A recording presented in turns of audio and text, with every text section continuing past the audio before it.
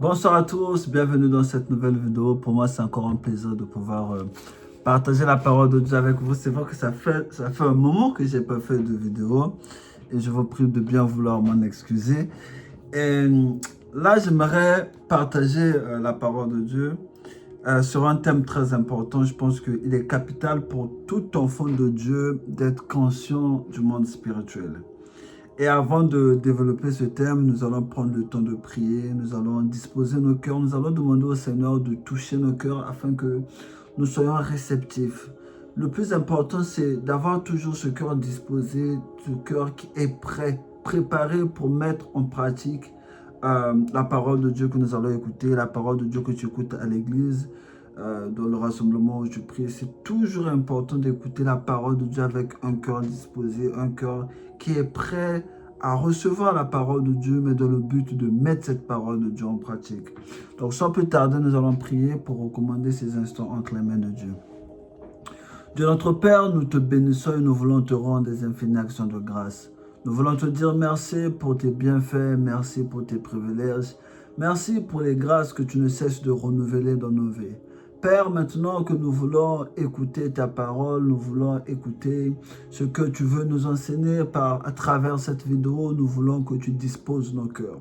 Nous ne voulons pas être de ceux qui écoutent seulement. Nous ne voulons pas être de ceux qui écoutent juste la parole de Dieu, mais qui ne mettent pas la parole en pratique. Père, dans cette vidéo, nous voulons, oh Dieu, que tu changes notre manière de voir les choses, que tu changes notre manière de voir le monde, que tu changes notre manière de percevoir la vie. Accorde-nous la grâce, après cette vidéo, d'être de ceux qui ont la conscience de Dieu, la conscience du monde spirituel, la conscience que, oui, au-delà de ce que je vois, il y a des choses que je ne vois pas. Il y a un monde, oui, qui n'est pas perceptible à l'œil nu. Il y a un monde spirituel. Alors, Père, nous voulons, oui, que cette parole que tu vas s'aimer dans nos cœurs, que cette parole puisse changer nos mentalités, que cette parole puisse changer notre façon de voir les choses. Accorde-nous, Père, la grâce d'être sérieux avec toi, d'être sérieux dans cette marche avec toi, d'être sérieux dans notre consécration, d'être sérieux dans notre crainte de ton nom, d'être sérieux, Abba Père, dans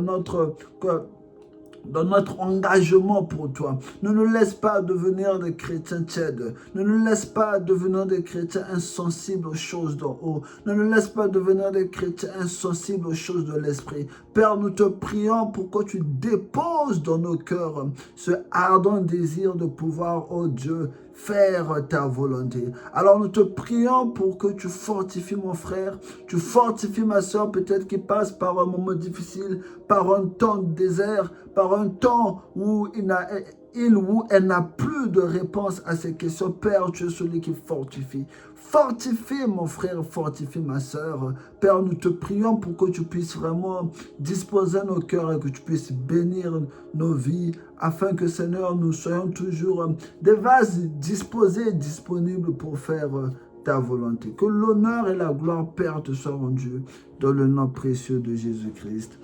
Amen, amen, amen. Donc, sans plus tarder, nous allons lire quelques passages et après, nous allons développer. Donc, le premier passage que j'aimerais lire, c'est le passage qu'on trouve dans Colossiens chapitre 1. Colossiens chapitre 1 à partir du verset 13 pour une bonne compréhension. Bon, je dirais à partir du verset...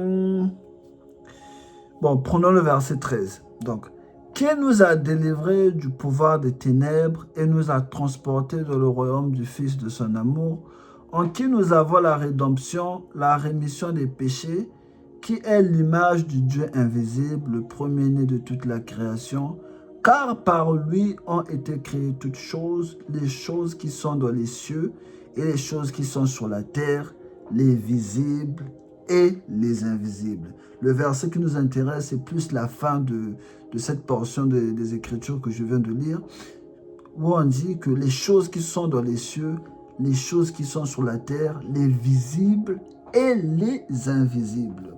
Le deuxième passage que j'aimerais lire, c'est le passage qu'on trouve dans 2 Rois. 2 Rois chapitre 6.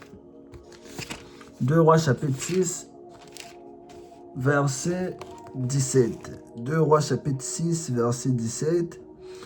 On va commencer par le verset 16. Et il dit, ne crains pas, car ceux qui sont avec nous ceux qui sont avec nous sont en plus grand nombre que ceux qui sont avec eux. Et Élisée pria et dit, Éternel, je te prie, ouvre ses yeux afin qu'il le voie. Et l'Éternel ouvrit les yeux du jeune homme et il vit. Et voici la montagne était pleine de chevaux et de chars de feu autour d'Élisée. Et les Syriens descendirent vers Élisée et ils prièrent l'Éternel et dit, je te prie, frappe cette nation de cécité. Et les frappa de cécité selon la parole, et il les frappa de cécité selon la parole d'Élisée. J'aimerais aussi lire un autre passage, Jean 1, verset 1. Dans Jean 1, verset 1, dans Jean 1, verset 1, la Bible dit, « Au commencement était la parole, et la parole était auprès de Dieu, et la parole était Dieu. Elle était au commencement auprès de Dieu, toutes choses furent faites par elle, et sans elle, pas une seule chose ne fut faite de ce qui a été fait. » Le dernier passage que nous allons lire, c'est dans Daniel chapitre 10.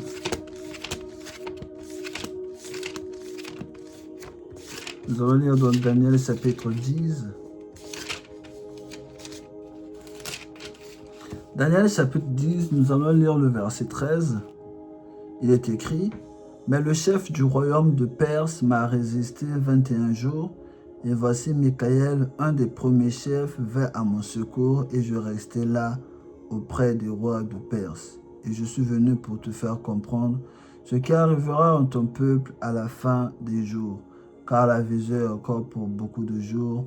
Et comme il parlait avec moi selon ses paroles, je tournai ma face vers la terre et je devais muer. » Donc voilà, c'est quelques passages que nous avons lus, mais en avant le fait qu'il y a un monde spirituel qui existe. Il y a une chose qu'il faut comprendre, c'est que le monde n'est pas constitué que de ce que tu vois, de ce que tes yeux voient. Au-delà de ce que tes yeux voient, il y a un autre monde que tu ne peux pas voir avec tes yeux naturels, impossible. Et dans cette vidéo, j'aimerais vraiment qu'on puisse prendre conscience que le monde spirituel existe. Pourquoi j'aimerais qu'on prenne conscience de cela? Parce que lorsque, par exemple, tu pries, tu dois avoir cette conscience que tu parles à quelqu'un.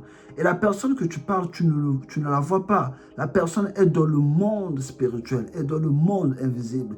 Donc, quand tu as cette conscience de la réalité du monde spirituel, prier pour toi n'est plus une activité religieuse. Prier pour toi devient une conversation avec une personne réelle qui existe. Même si tu ne vois pas cette personne, mais tu sais qu'elle existe. Le premier passage que j'ai lu, le passage de Colossiens 1, précise que Jésus, dans ce passage, on met en avant le fait que c'est Jésus qui a créé toutes choses et on dit qu'il a créé les choses visibles que tu vois et il y a les choses invisibles. Donc, il y a des choses que tu ne vois pas qui existent. Donc, en tant qu'enfant de Dieu, on doit être conscient que le monde spirituel est réel. Et le monde spirituel, en quelque sorte, est subdivisé en deux.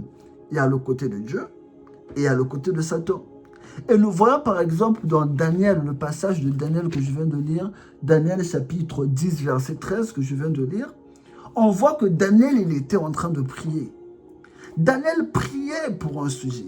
Daniel priait pour quelque chose. Et il n'avait pas sa réponse. Il n'avait pas l'exaucement à sa prière. Et à un moment donné, il a la révélation. Un ange vient lui dire, vient lui faire part de ce qui s'était passé. Pourquoi il n'avait pas encore reçu l'exaucement? Et l'ange va lui faire comprendre que normalement, quand tu avais prié, on t'avait répondu. On t'avait donné la réponse. On avait envoyé la réponse. Mais l'ange qui avait la mission de t'apporter la réponse avait été empêché par un autre, par le roi de Perse, je crois. Je vais lire pour ne pas déformer les Écritures.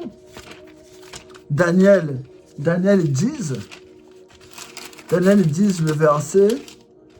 le verset 13.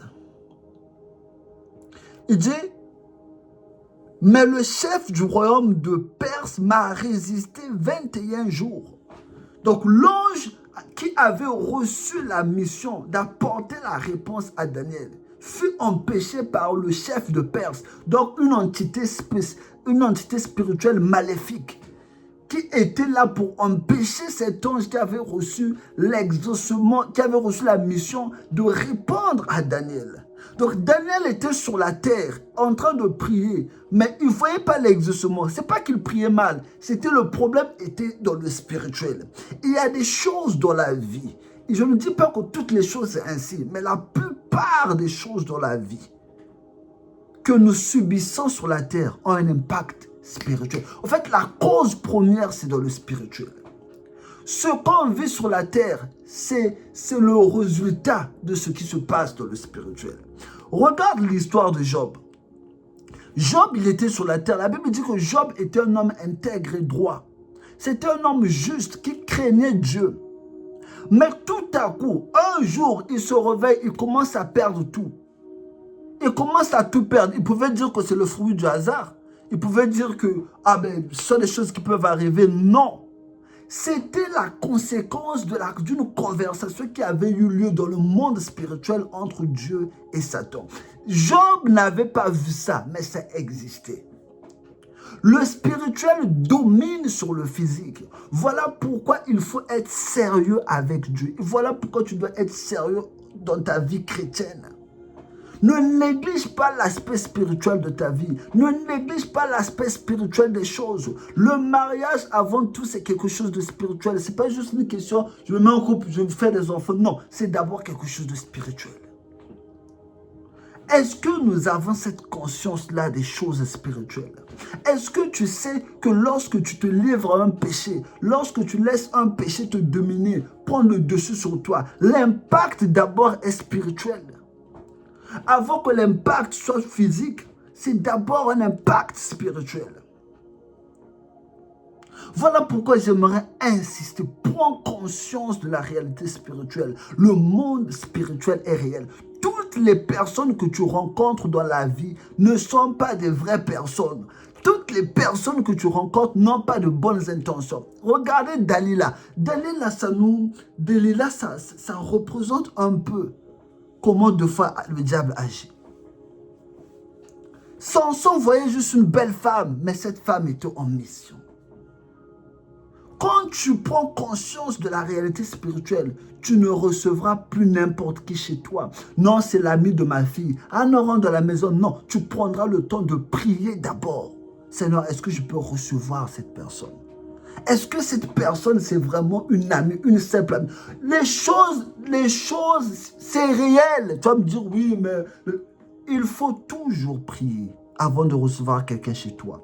Que ce soit l'ami de ta fille, de ton fils, prends le temps de prier parce que le monde est spirituel. Le monde est spirituel. Et on voit dans 2 Rois chapitre 6, verset 17 que j'ai lu. Élisée était avec son jeune homme.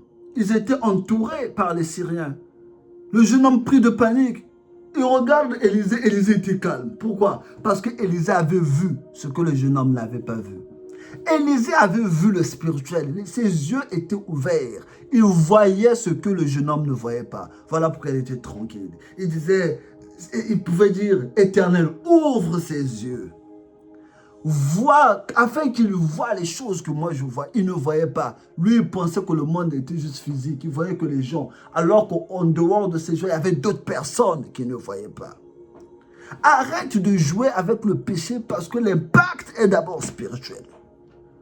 Arrête de vouloir regarder la pornographie parce que l'impact est d'abord spirituel. Tu ne sais pas ce que ça te fait. Tu ne sais pas les portes que tu ouvres dans le monde spirituel. Tu ne sais pas la masturbation, les portes que tu ouvres dans le monde spirituel. Prends conscience de cela. Jésus, Dieu a créé le monde visible et aussi le monde invisible. Le monde invisible. Tu ne sais pas l'impact spirituel que ça te fait lorsque tu lis la Bible. Tu ne sais pas l'impact spirituel que ça fait lorsque tu pries. Tu ne sais pas ce qui se passe quand tu pries. Voilà pourquoi tu dois aimer la prière. Parce qu'au-delà de monologuer, au-delà d'avoir l'impression de parler seul, il y a quelque chose qui se passe dans le monde spirituel. Mais tu ne peux pas, on ne peut pas prier autant sans pourtant avoir cette conscience que lorsque je prie, je m'adresse à Dieu qui vit dans le monde spirituel et que le monde spirituel est réel. Le monde spirituel est réel. Et un autre passage que j'ai lu, c'est celui de Jean 1. Jean 1, verset 1, on dit, au commencement était la parole, et la parole était avec Dieu, et la parole était Dieu. Le commencement de Jean 1 est différent du commencement de Genèse 1.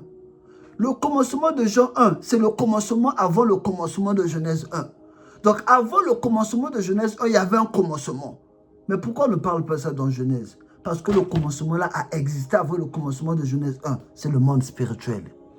On parle de la chute de Satan. On parle de la désobéissance de Lucifer. Mais il avait désobéi où? Au commencement de Jean 1, le monde spirituel. Le monde spirituel existe. Fais attention, ça existe. N'appelle pas n'importe qui ami. Il y a des gens qui viennent dans ta vie dans le but de te détruire. Il y a des gens qui viennent dans ta famille dans le but de te nuire. Il y a des... Sérieux, voilà pourquoi un enfant de Dieu doit avoir une vie de prière. Le discernement spirituel. C'est très important. Quand tu prends conscience de la réalité du monde spirituel, tu demandes au Seigneur, Seigneur, accorde-moi le discernement spirituel. Il y en a qui viennent pour te détourner de la voie du Seigneur. Leur mission, c'est ça. Détourner de la voie spirituelle, de la voie de Dieu. C'est sa mission. Mais si tu n'as pas le discernement spirituel, tu appelleras amis ceux que tu ne devrais pas appeler amis. Le monde spirituel existe. Voilà pourquoi tu dois chaque jour prier pour ta famille. Voilà pourquoi tu dois implorer la grâce de Dieu sur ta famille. Prier pour tes enfants. Les rencontres qu'ils font au quotidien. Prier pour eux. Prier pour eux. Le monde spirituel est réel. Le monde spirituel est réel. Alors je t'en supplie, ce n'est pas pour te faire peur que je fais cette vidéo, mais c'est juste pour t'emmener à le réaliser davantage. Les choses sont d'abord spirituelles avant qu'elles ne soient ce qu'elles sont. Les choses sont d'abord spirituelles. Quelqu'un disait que la vie est 99% spirituelle et 1% physique. C'est tellement vrai. C'est tellement vrai. Le monde est plus spirituel qu'autre chose. Le monde, même, deux fois, il y a des choses qu'on regarde, il y a des choses que tu vois à la télé, tu vois, c'est un message qui te font passer. Mais nous, on voit seulement le côté, ah, c'est un film. Non! Le monde est spirituel. Alors, lève-toi. Sois quelqu'un qui, soit un homme, soit une femme. Mais avant que tes enfants n'aillent à l'école, tu prends le temps, tu pries pour tes enfants. Parce que tu sais que le monde n'est pas simple. Tu pries pour tes enfants. Avant que ta femme sorte, tu pries pour ta femme. C'est toi l'homme, le chef de la maison. Tu pries pour ta femme parce que tu sais que le monde est compliqué. Le monde n'est pas aussi simple. Le monde n'est pas aussi simple. Vous savez, moi j'ai vu des choses dans ma vie. Quand j'étais au pays, j'ai vu des choses. Tu ne peux pas expliquer ça. Il n'y a pas de mots pour expliquer. Il n'y a pas d'explication. J'ai vu des choses. Quand on dit le monde, quand la Bible dit il y a des choses invisibles, j'ai vu des choses que tu ne peux pas expliquer. Je me rappelle de cette petite fille, 6 ans, possédée d'un esprit immonde, possédée d'un esprit mauvais. Sa vie ne fonctionnait pas, ça n'allait pas dans sa vie. C'était peut-être le fruit du hasard, peut-être, je ne sais pas. Mais ce jour-là, il y avait la manifestation des démons. Ce qu'on voit dans la Bible, là où Jésus chassait les démons. Moi, j'avais vu ça de mes propres yeux. Personne ne m'avait... J'avais vu une petite fille de 6 ans. Quand on était en train de délivrer cette fille, d'exorciser cette fille, c'est une voix d'un monsieur de 50 ans qui sortait, qui disait, c'est ma fille, laisse-la tranquille, je fais ce que je veux, c'est ma fille. C'était en mode, oh, c'est quoi ça? Donc son père l'avait retenue captive. On voyait la fille en bonne santé, on voyait la fille marcher, mais elle n'était pas libre, enchaînée. Je me rappelle encore de cette femme. Maman, elle m'avait amené là où elle prie dans son église. C'était les cultes matinaux. On est arrivé et il y avait une femme, elle est venue. Elle arrive. Elle dit, je me sens étouffée. J'ai l'impression qu'on m'a enchaîné de partout. J'arrive pas à respirer. Elle n'arrivait pas à respirer. Si c'était toi, tu allais penser à l'hôpital. Ah, je l'emmène d'abord à l'hôpital. Il y a des maladies qui sont spirituelles. Genre, tu emmènes à l'hôpital, on ne voit rien. On ne voit rien. Je ne dis pas que toutes les maladies sont d'origine spirituelle. On est d'origine spirituelle. Non, il y a des maladies. Il faut aller à l'hôpital, on te soigne avec les médicaments. Mais il y a d'autres maladies qui sont des envoûtements sataniques. Vous voyez dans la Bible, il y a des moments où le Seigneur, on lui présente quelqu'un, on dit, il souffre de telle maladie, mais lui, il chasse le démon. Quel est le lien entre le démon que tu as chassé et la maladie? La maladie était d'origine diabolique. Il y a des maladies comme ça. La dame, elle disait qu'elle était, c'est comme si on avait enchaîné de fer. Enchaîné. On a prié pour elle, prié pour elle, prié pour elle. À un moment donné, elle s'est sentie bien, elle s'est assise, commençait à respirer.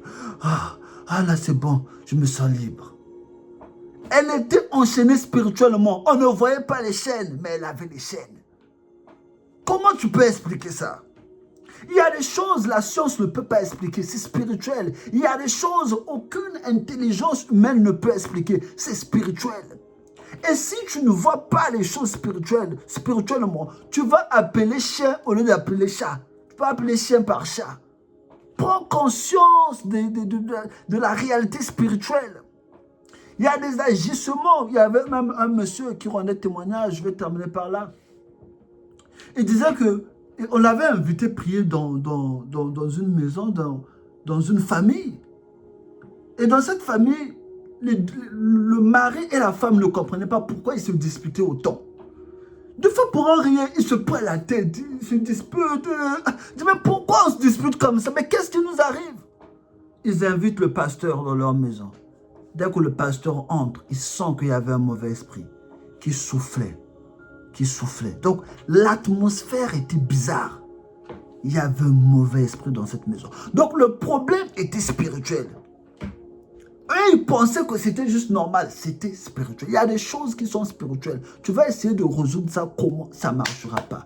Parce que le problème est spirituel.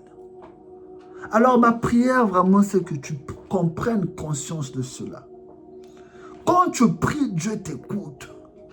Quand tu pries, Dieu t'écoute. Quand tu lis la Bible, quelque chose se passe spirituellement en toi.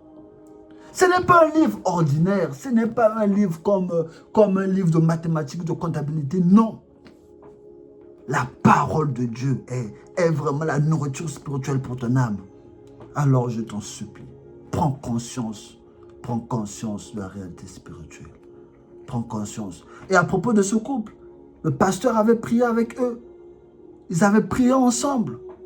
Et l'harmonie était revenue. Je ne dis pas que tous les problèmes de couple sont d'ordre spirituel, non.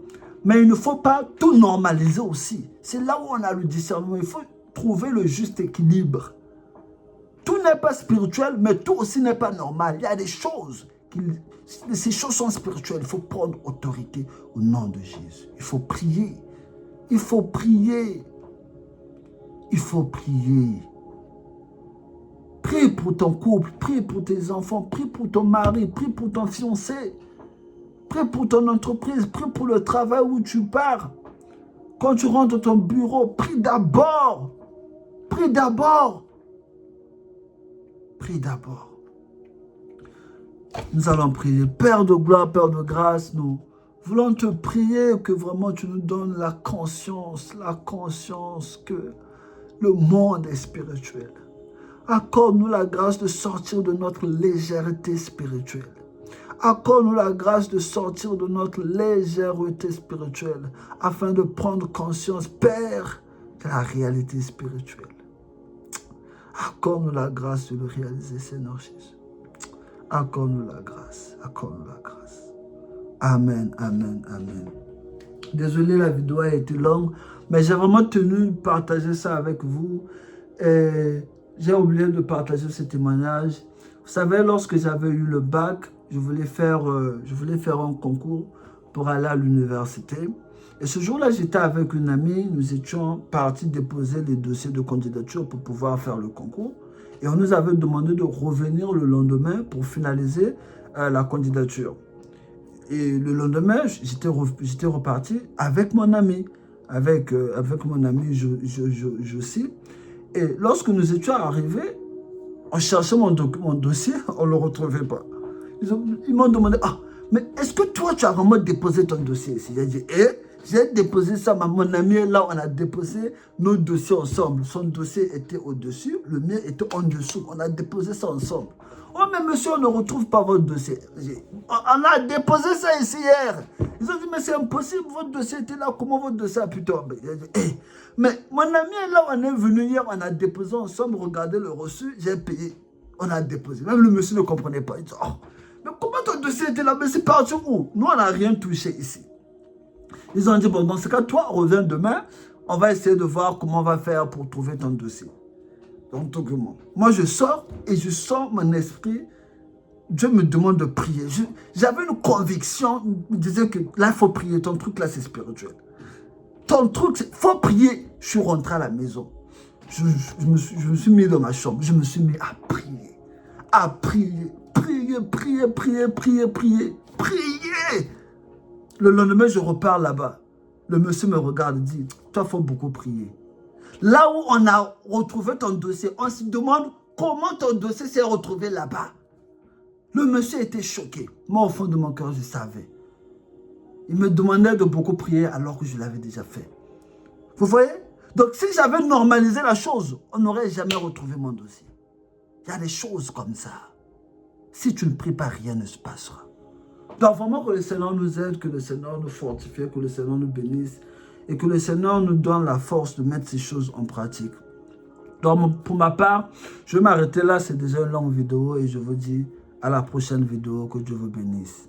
Amen.